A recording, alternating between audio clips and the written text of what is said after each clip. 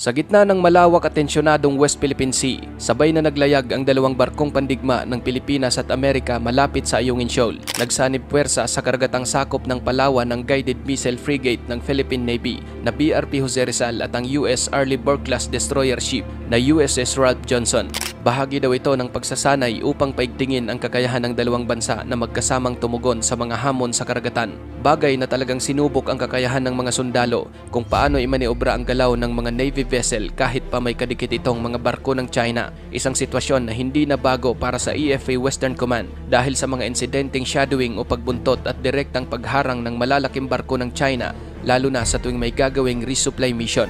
Nakatuwang ng Westcom sa pagsasanay ang US Navy 7th Fleet, ang pinakamalaking naval deployment ng Amerika sa Indo-Pacific region na ayon pa sa US Navy. Patuloy silang hahanap ng paraan upang makapaglayag kasama ang kaalyadong bansa at sinabi din ito na nananatiling mahalaga ang papel ng alyansang Pilipinas at Amerika para mapanatili ang seguridad at kapayapaan sa rehiyon.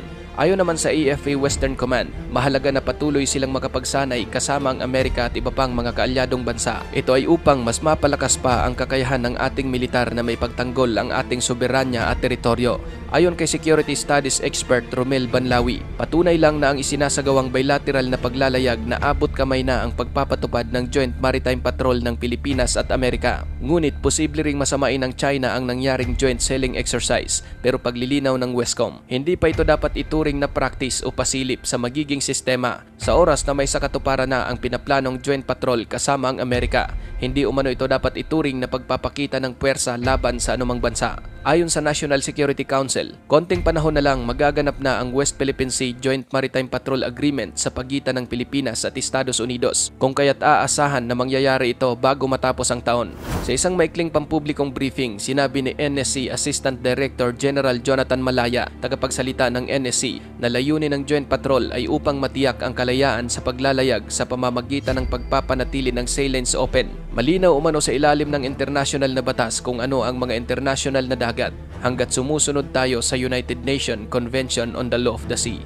Ang planong muling simulan ang Joint Maritime Patrol sa West Philippine Sea ay inahayag noon pang Pebrero sa pagbisita ni US Defense Secretary Lloyd Austin sa bansa upang tugunan ang mga hamon sa seguridad sa rehiyon kung saan sa isang ministerial meeting sa Washington DC noong Abril, sinabi ni Foreign Affairs Secretary Enrique Manalo, Carlito Galvez Jr., US Secretary of State Antony Blinken at Austin na ang Pilipinas at Amerika ay nangakong i-finalize ang mga plano para sa pagpapatuloy ng pinagsamang mga aktibidad sa maritime, kabilang ang pagsasagawa ng magkasanib na paglalayag ng US at Philippine Navy sa South China Sea.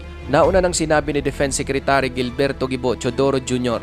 na wala siyang nakikitang problema sa inisyatiba dahil anya nobody else business ang pagsasaayos ng depensa ng Pilipinas. Bagay na kung igagalang natin ang batas ng dagat, dapat walang problema sa pagsasagawa ng joint patrol sa mga internationally recognized sea lanes. Unang nagsagawa ng joint sea patrols ang Pilipinas at US sa West Philippine Sea noon pang 2016 at noong nakaraang buwan nag-alok ang China na magsasagawa ng joint military exercise kasama ang Pilipinas. Ngunit ayon kay General Malaya, walang legal na batayan para ituloy ang alok ng China. Kinakailangan anya na mayroon tayong visiting force agreement sa kanila, subalit wala tayo nito. Bagay na isang malaking suntok sa buwan ng inaalok na joint military exercise ng mga Chino. Ikaw kapatid, ano ang masasabi mo sa videong ito?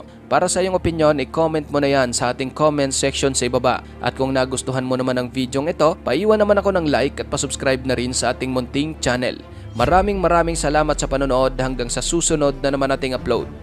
Peace out!